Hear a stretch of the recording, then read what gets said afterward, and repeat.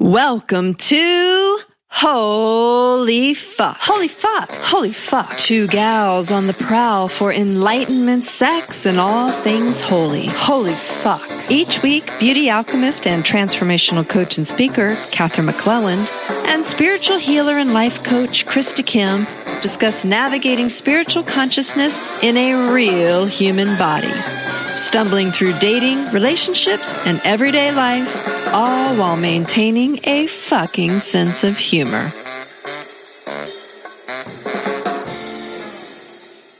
A little situated. Hey, Krista. Hey, Katherine. I know you guys think we set this up that we're laughing every time, but we're actually just trying to get situated, and something funny pretty much happens every single time. So, haven't seen you in a while because you've been traveling, lucky gal. Yes, I have. Where have we been going to? Let's just call it Summer of Love. It was Spring of Love, Summer of Meet the Family. Oh, yeah. How did that go? It went great. It went great. That's a big step. It was a big step. I mean, not to scare you or anything, but meet the Fockers.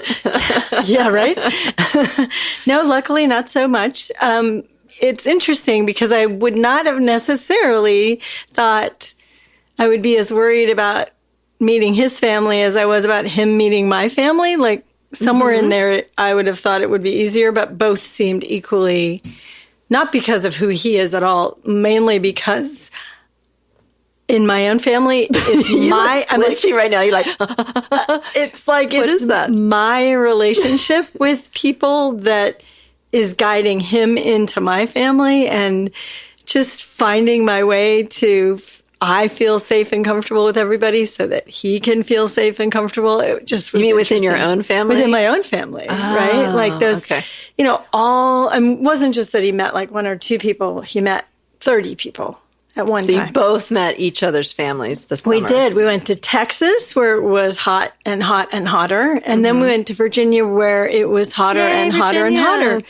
So we did about 100 degrees in both places and about 98 to 100% humidity in both places. So and about that much humidity happening in your hotness, too. Well, it's the heat of relationship. Well, I'm glad somebody was having a hot summer. We are having a hot summer, and always, even in this podcast today, we're having a hot summer. So, what does that mean that you're meeting the parents?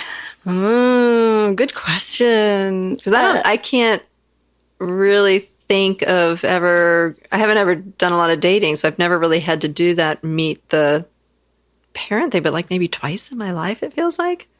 Yeah, I don't know. I can't even think right now how many times. I do remember my first time I met my first husband. This just sounds crazy. The first time I met my first husband's family was at our engagement party. Oh. So I had never even laid eyes on them yet. Okay. I don't think... Or that's my story. I'm sticking to it. I didn't know them. Let's just put it that way. It was so long ago, you get to make it up. If I had met them, which is possible, I did not know them at all. We weren't any really warmly connected, I would just say, at that point. They are lovely people. And I definitely didn't know them until my engagement party. Yeah. So now you're a step ahead, this relationship. So, yeah, You're not engaged, are you? No. Okay, no, not engaged. Checking. No. And I think we've both been married before, me twice. Mm-hmm. And I think that maybe in both those situations, I didn't necessarily do all the steps maybe you should do before. Well, who does? I don't think many people do. Maybe young people shouldn't get married. Shouldn't? Young people, I said. Well, they definitely shouldn't if they're not... kind of doing the work around what that looks like. And I don't think that's something that our culture talks about very much. Like, getting some counseling and clarity and stuff before stepping into that engagement or wedding phase. Yeah, I was thinking about it. I know for me and for my friends, it was all about falling in love with the right guy. So he was this and he was that. And it was all kind of like ego-based material and safety. Like, does he make enough money for me to be safe? Does he to pay for the wedding? We're going to start planning. well, no, my parents tomorrow. had to pay for the wedding, but does he make, well, at least the first one. But no, does he have what I think he needs to make my life what I want my life to be? Mm-hmm. And I'm sure not all women do that. Some women are making like all of those decisions already. But I do think that there's this romance culture that we have that's like, well, girls all want to get married and guys are all getting roped into it. And girls' clocks are ticking and they want to have babies. And guys are like, whoa, hold on, I don't want to do that. And so it has this funny thing in our culture where it feels like the women are leading the marriage conversation. Right. And the men are like dragging their heels through the, and you see it when women will create ultimatums for men and say things like, yeah, I can't go on any longer. And this is funny. Allison Armstrong, whom we've talked about before, refers to this as like the woman is actually gestating the marriage in the same way she would gestate a baby. So at 3 months, a certain level of commitment is happening. And then at 6 months, another level. And if 9 months or 10 months, there's another level. If by a year you're not actually committed, she's checking out because she can't waste her time. She's got babies so what to birth. What month are you in your birthing process? Oh, well, that's interesting. I'm glad I just said that. We're at 6 months. So what's the stage that you should be at? Yeah, so at 6 months, well, we all know progressing properly. Yes, if I was progressing properly in the pregnancy of my relationship, which is a weird thing. Partnership. Yes, partnership, which is a weird thing. Okay, so I would be mid-pregnancy, right? So feeling fat, and that's right. Were there legs? Are there hearts? Are there lungs? No lungs yet, so we can't breathe yet. Anyway, this is funny. It's a funny context. So since I said that, what's interesting is that 6 months we're meeting each other's families. Mm-hmm. Now, I did meet part of his family earlier, which was just another step. And it was Mother's Day, and there were all those choices to be made. Right. This trip felt much more like the weight of, I guess I would even say, like the parental weight. I don't have parents anymore on the planet. So you don't have anybody's approval that you're seeking. But my brothers are the masculine who are, I imagine, holding that inside me, holding that kind of like, is he man enough? And do you think they feel it that way? I don't know. It's all projection. I don't know what anybody else is thinking. But I know for me, that was some level of it, was that sort of like presenting him to the masculine and, are they going to like bump chests or, or spar with each other? Take him out they were lovely. They were lovely. Yeah, fishing. Hilarious. Were there any steps prior to meeting? Like, okay, so we're kind of talking about how a relationship evolves, and if we're to do it consciously, like what that looks like, and what are some guidelines that people can kind of set up for themselves to see if they're on track and if that's possible. That's a great question. I remember one of the things somebody saying to me a long time, well, maybe after the death of my second marriage, saying something to me like, if you actually have as your goal to be married, then you will meet somebody who wants to be married. That's not necessarily the person you should marry. It's just someone else who wants to get married. Who has that value. Right. They want to get married. You want to get married. So you progress and you get married. And so everybody's happy, except that in my case, obviously they weren't the perfect matches. I can say that without any doubt. That doesn't mean nobody doesn't have any meaning about good people, bad people, or anything else. It just means those weren't a great match. Okay. Did you do No, I did no steps before. Okay. So in doing it differently this time, that's right. What are some steps that you guys have taken? Well, I think one thing is we're really focused on partnership. So, and really diving into what that looks like and all the ways that we have a tendency when we get scared to go back to ourselves and kind of hide in maybe a cave, or maybe I hide with my friends, or whatever we do, that makes it so that we're not really connecting with each other. Like we can both be working on our own projects, and we can have dinner every night, or we can come together and sleep together. And I mean sleep and have sex and whatever. But we can do all those things. But if we're not actually working anything together, we're not actually creating a partnership. We're just kind of what do they say about 2-year-olds? Parallel play. They just play next to each other. And I think a lot of people get into marriage doing that, especially right now when people are working. So your life is so full. You have your own money. You have your own apartment usually, or your own house or whatever. You have your own car. You've got everything. So you're self-sufficient and you come together and there's no prescription for partnership. So tell me and tell the audience what you see as the difference between relationship and partnership. I don't think I can fit it all into one podcast, but the biggest difference between relationship and partnership, I think, is that you are in agreement that you're creating something that holds both of you in equal honor. Is that what you're talking about? Yeah. So sorry. partnership. Okay. So in partnership, you're creating something that holds both of you in equal honor and respect, and both of your values. What you think is important is really just a value, right? Not like integrity. If you think it's important, it's a value. But if you don't care, it's not a value, right? Okay. So I think those are that's probably the first jump off place is if you actually start thinking to yourself after you've been dating somebody, and this is usually like somebody who gets pretty serious quickly, you get them quickly. Now, it could take much longer if that doesn't happen. Sometimes when you have kids and jobs, it takes a lot longer. Right. But if you really come into an agreement that this feels really right for you, at some point you have to kind of check each other's values out, right? Some of it you trip over. But do you do that in relationship? So you said what partnership we're going to is, try and set up the difference between relationships. So in relationship, there's a lot of ego involved and a lot of fear involved. Often you find people attaching to a relationship out of neediness, not needs, because we all have needs, but a needy, I need, and this is where you find traditional roles more, where unthought through. You can have traditional roles in a partnership too, but in relationship, you have a tendency to not have examined those, not know they're coming out of fear or not coming out of your family background that says you should be married by the time you're 25, or that you, if you're not married, you're not a good woman, and being single is a problem. All those things drive women to make bad choices. And for men, I'm just sitting here and wondering, what do you think? What do you think are the choices men make that also might not be from the wholeness of this is the thing that I want to support me for the rest of my life? Instead, it's, I got it. I'm I don't know. I totally got it. I had a partner who said this to me. So we're talking about long-term relationship and marriage, choosing in.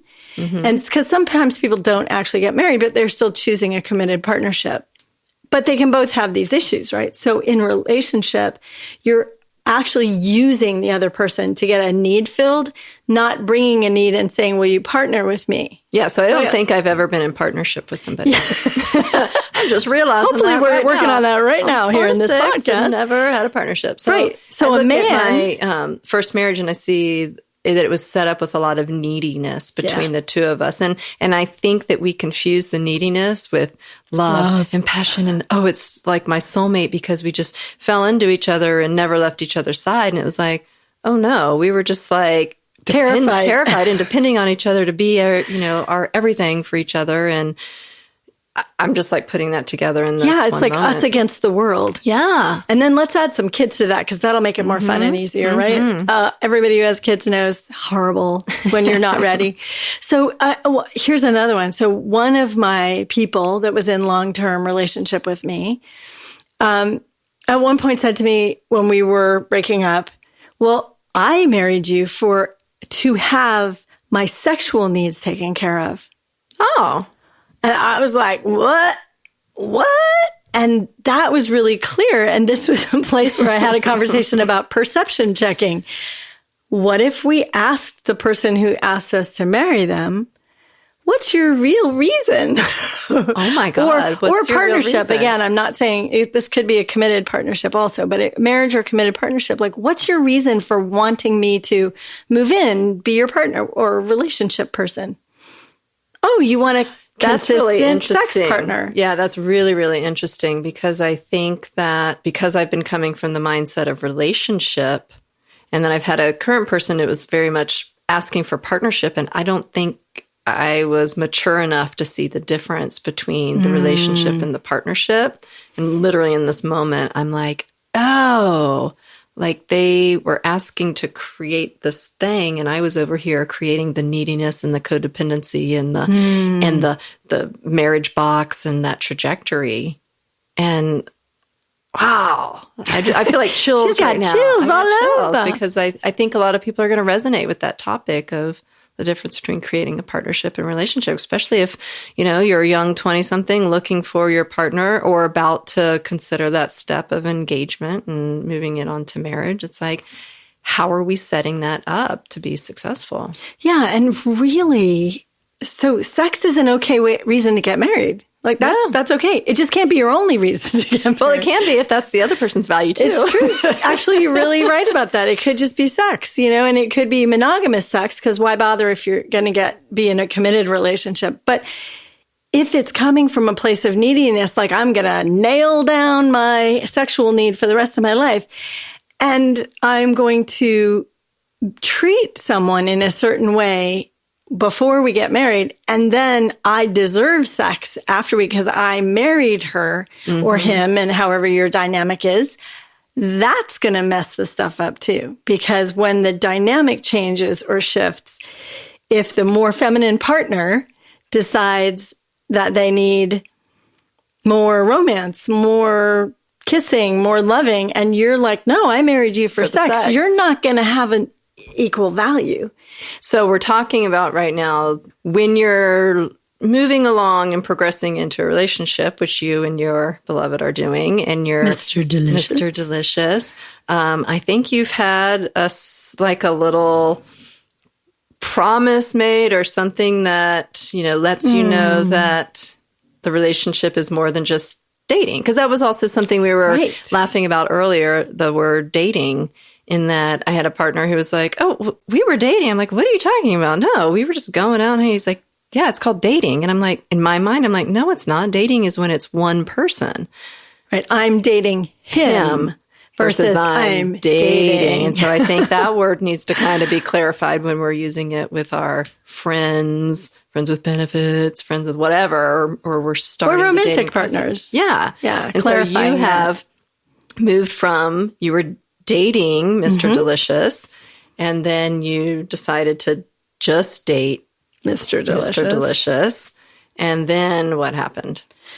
That's a good question. But so around 3 months, we decided to gift each other something. And I was just talking and thinking about this, and I'm like, oh, that's interesting. And the point of that was commitment. Now, it wasn't marriage commitment. It wasn't engagement commitment. It wasn't any of those things. But it was like, I'm taking this seriously enough. It matters to me enough that I'm taking this to this level. Right. And so I gave him this gorgeous man bracelet thing, which looks beautiful on his strong arms that makes me all goosebumpy.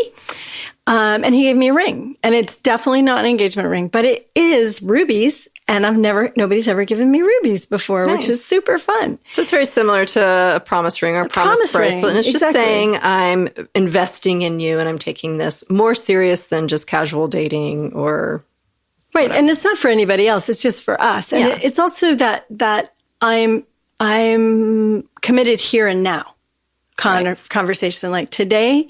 And when I give you this, I want you to know that unless something changes, I'm committed here, and I'll tell you when it does. Versus when you're in those even when you're dating someone who's just yours, you're still in a much more loose relation. Like at any point, they could say, you know what, I'm just too busy in my life to date. Yes. But when you do something like that, it feels like you've made a statement. Like, okay, there's that. And so then after that stage, is that where it moves and kind of like, okay, now we're going to start really clarifying our values? Well, I guess we didn't do it on purpose, but I do know to do it on purpose. So I was probably just fighting subconsciously, aligning with some inner guidance. Just like, how is he with his son? How does that roll? How is he with his responsibilities in the world? How am I with mine? Does he pay his bills? Does he pay his bills? Does he pay his bills at all? Things you should know about people. But things we don't talk about. But we don't. We don't talk about them. And if you do talk about them, you are at risk for people misunderstanding and thinking, oh, she's a gold digger because she cares about how much money I have. Well, what about how much money I have? Mm-hmm. If I don't tell you that, if I have zero funds. But we're not just talking about money either. We're talking about, like you're saying, like how do they interact, with their adult children or their parents, or do they show up on time? Are they at their job, consistently and showing up in the world in a way that's respectable? Yeah, and respectable to you. Right. Like it doesn't matter. Like if they have estranged relationships with their children, and if they are not paying their bills on time, and if they don't seem to keep their word, if those things are okay with you, then it's fine. Then it's fine. Because then your values line up. Right. Yeah. The question is, what do you need to actually feel like you can connect with someone fully? And I guess safety has to play a big part.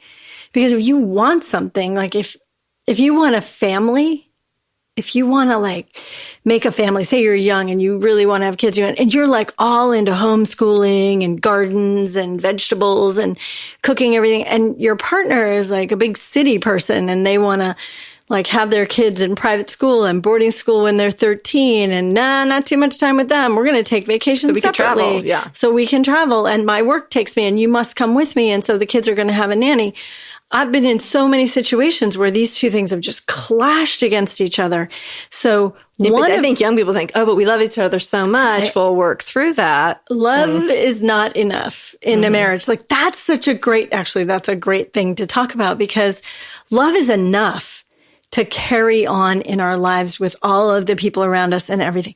But when you choose partnership, love is not enough, because you actually have to choose what they choose. You have to choose those same values. You have to choose the same commitments. Now, not everything you value has to be the same. Like someone could love race cars and I could love dogs, and they don't have to, as long as they don't, they're not deal breakers. Like, yeah. Yeah. Like deal breakers are big. You know, if someone were to say to me, well, I want in our marriage, sex is going to be really important to me, but I'm no longer going to create any romance or softness around it for you. I'm just going to expect it of you. Mm-hmm. I'm pretty sure that wouldn't really work for me. Shop. That shop closed here years ago. Well, I think that the clarifying the values too, I think, I'll just speak for myself, like I just assumed my ex and I had the same values. Yeah, right. We were Me just too. both nice people. We loved each other. We loved each other. We had good friends. We had, fun together. We liked to do a lot of the same things. But I think if we would have had the opportunity or even knew about something like pre-marriage counseling, I think somebody... Or just coaching. Yeah, or coaching, for counseling sure. sometimes is overrated. Yeah, I know, I'm just saying, because sometimes counseling can get you into trouble. And coaching is just more of a like matter of fact, move down this line, check off these boxes. Asked us some deep questions and really helped us clarify. I think that would have been a big deal, because I think that I thought that I was really great marriage material. Oh, I definitely was great marriage material. And I know that his family probably didn't think I was great marriage material, based off of my family lineage and history. Which is, parents of, my parents were divorced and they were remarried and divorced some more. And, I didn't necessarily have super close relationships or a lot of contact with them. So in their culture, that's not a great recipe for a perfect marriage. It was very different than their upbringing and their value system. But in my mind, I was like, but I'm not like my parents and I'm not going to be them. And, of course, that's what I believed. Right. Or I wouldn't have said it. But in hindsight, I just wasn't aware that all that DNA value stuff had been put in there. Yeah. Yeah. It's funny. I was thinking about my parents' marriage. So my parents were married 71 years before they died, which means really like, God, can you just take that in for a minute? 71 years. And for me, from an inside observer, I wanted something that had more freedom to it and more aliveness. And I could see the commitment, and I could see, I could see the value of it, but it didn't hold as high a value to me as aliveness and freshness. Right. And I couldn't figure out how to get both. Mm-hmm. What I figured out in the middle of my marriage, or when my marriage got super rocky and I was thinking about leaving, was, oh, I think you stay forever.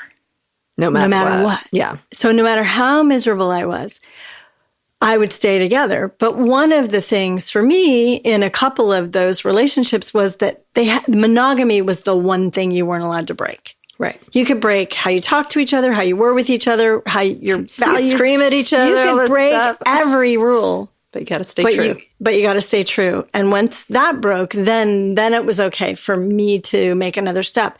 But it really shocked me how much I was being driven by these old beliefs that, oh, you just stay together forever, no matter if you're miserable, happy, doesn't matter. And that framework. That's the family value. That was the value. Stay married. And so I think that's very much my ex's family's belief system. It doesn't, matter whether you're even abusing each other, screaming or whatever. It's like, you stay married.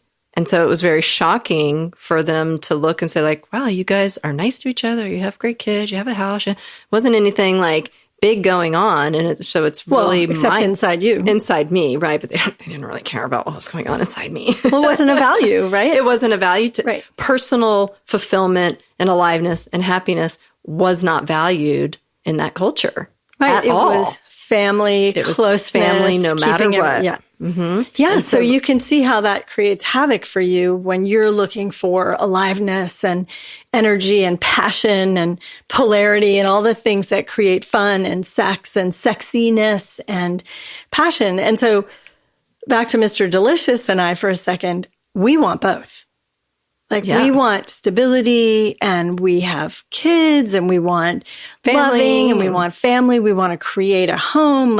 We're starting to check those things out in these conversations that don't have to be about everything. You don't have to do it you overnight. are 6 months pregnant, so yeah. Start figuring out where you're going to live. It's a big thing to be pregnant at my age.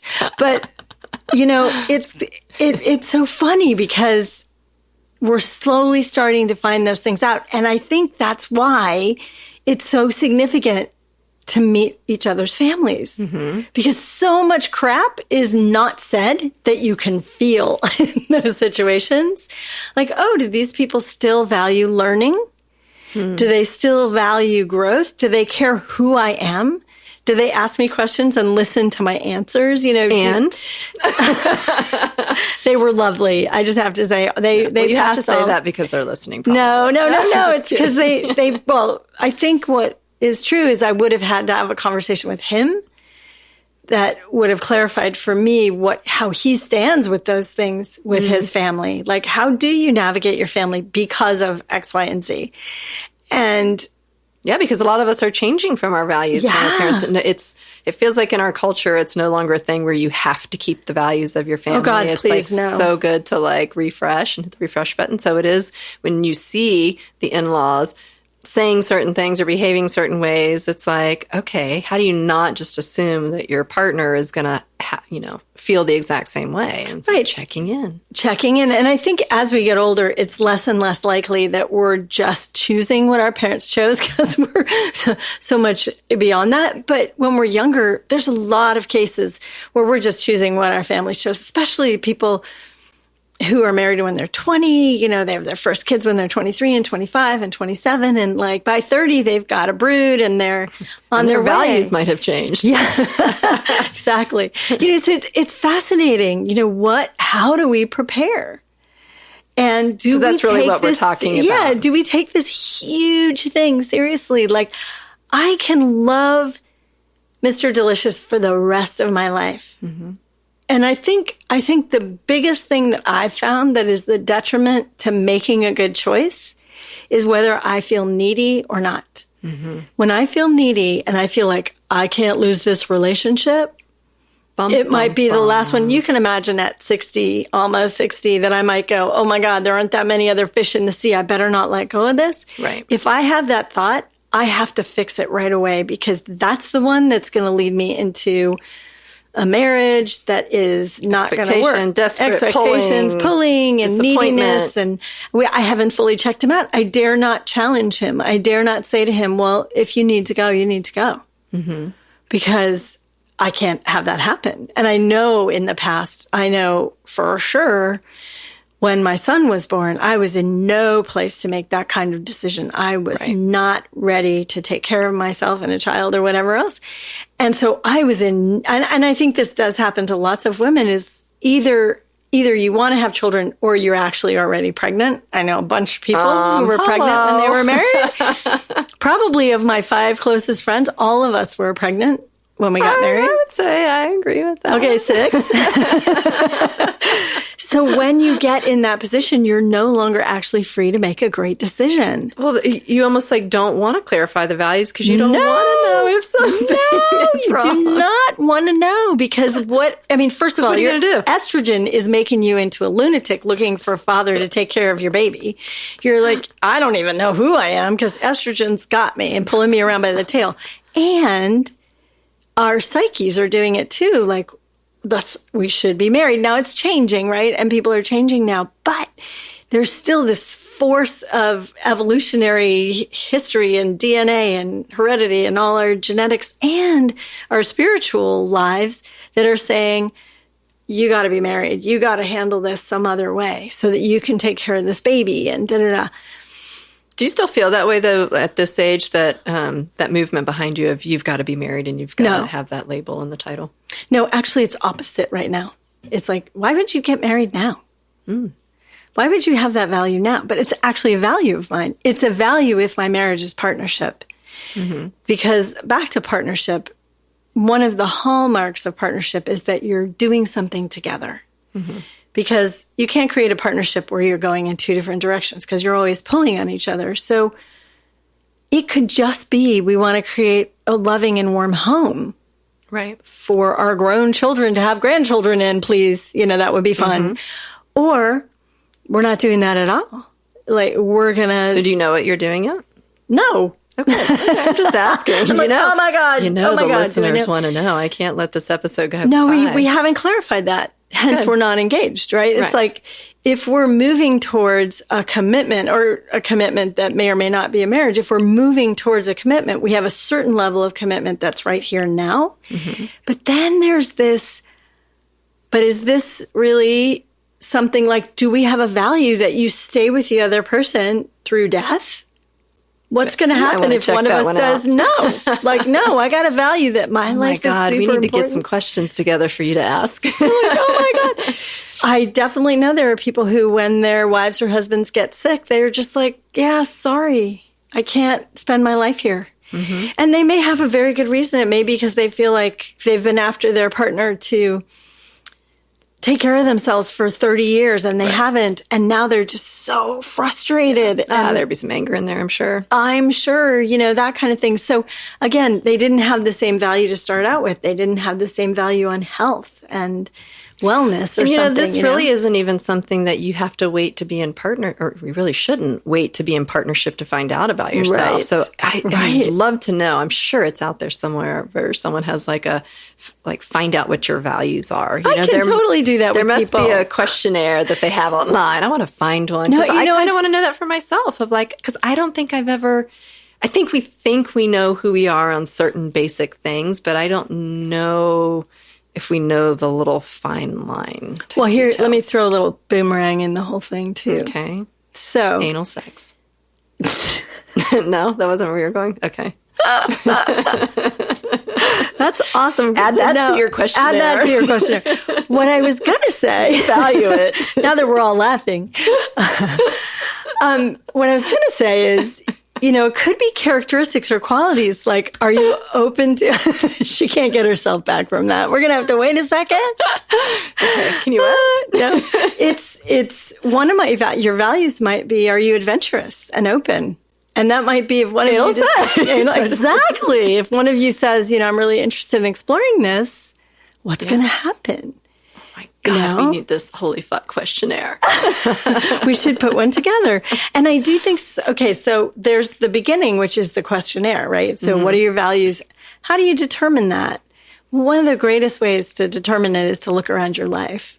What's in your life? Because some people say, oh, I really value my family, and then they don't spend any time with them. So they're mentally, they think they value it. Or they value them to some degree. Right. But maybe not. I just use that as an example. But, someone says, oh, I really value my money, but they don't have money in savings. So it's like incongruent. And again, it's always juxtaposed to each other. Like, I value money. If I have $100,000 in the bank, that's enough for some people to say, okay, yeah, you value money. For some people, they'd be like, are you kidding me? Right. You should have much more money. Or, oh, I don't care. As long as you're not homeless, I can work with that. So it's always going to be the balance between the two of you. And one of the things that's tricky is, so we could put out a questionnaire, which I'm happy to do. We should maybe we'll try it. I wouldn't want to put anything else on us. And we'll put Krista's answers online. But you can. I'll use that for my Bumble page. Can you upload JPEGs to the Bumble? Oh my God. So, but truthfully, when you get into partnership is when you find out what your values are, because there's no such thing as one kind of integrity. But most people wait till they're married to find out what their values are. Right, because Why do we do that? Because they wait until they bump into it. And so then where does the whole engagement process fit in there? Because it seems like that's probably a place where you get very clear. You should be getting very clear. Because right now you get engaged and I don't hear anybody talking about, hey, we should get really clear on what, our life is going to look like and what we want and what we think. It's like, what color are your flowers going to be? It goes like into party planning. It's all party planning. And the difference between a wedding and a marriage is a lifetime, right? A wedding, I had my first wedding, can I just tell you? It was so beautiful. It was so gorgeous. Too. Just everything. It was a girl's dream. It was just everything I wanted it to be. I have never been so happy with a party in my entire life. Yeah. And it didn't necessarily, it wasn't correlated, let's just put it that way, with a great marriage. And that was my issue, my values, my stuff. I was walking down the aisle going, what in the fuck am I doing? Why am I doing this? I had the smile on my face. I'm like, oh my God, I really do this. Oh, can I run? Oh, no, I'm here. There's too many people and the flowers are so pretty. And my dress and I look pretty. And this is my party. So this is like a coming out party, not a wedding, right? When you're like, the party matters more than the marriage. And I think that's why a lot of people have gotten away from big weddings, because you get so caught. What I remember from one of my marriages is the thought that the train has left the station, and it was months before, but I could not get in between all of the expectations, all of the things that people had already done, all of the invitations. Yeah. The one word that would have helped me, if somebody would have said the word postpone to me, because all I had in my head was black and white. Again, back to that more ego structure. And it's like black and white thinking. It was either on or it was off. I think someone did say to me, postpone, like, you don't have to do this. And I think I was just like, yes, I do. Yeah. You know why I did that? Why? Because my value is... not embarrassing. That I brought up with was you got to work hard, and like marriage is hard work. You got to just keep. So it's going to get suffering. better. So it was just that. Well, this is what relationship is. It's hard. It's you got to keep pushing, and so I was just pushing, and that's what we do. Yeah. So it didn't look abnormal for me to be getting married under, stressful You were scared. situation. Like, it probably was going back to the parts of us that remember being married off to whoever because we were property. Yeah. It's like there's some part of us that's not totally unacquainted with this feeling of like, is this right? I don't think so. And almost everybody I know that's gotten married has had that feeling. So how do you determine if that's like an ego freak out?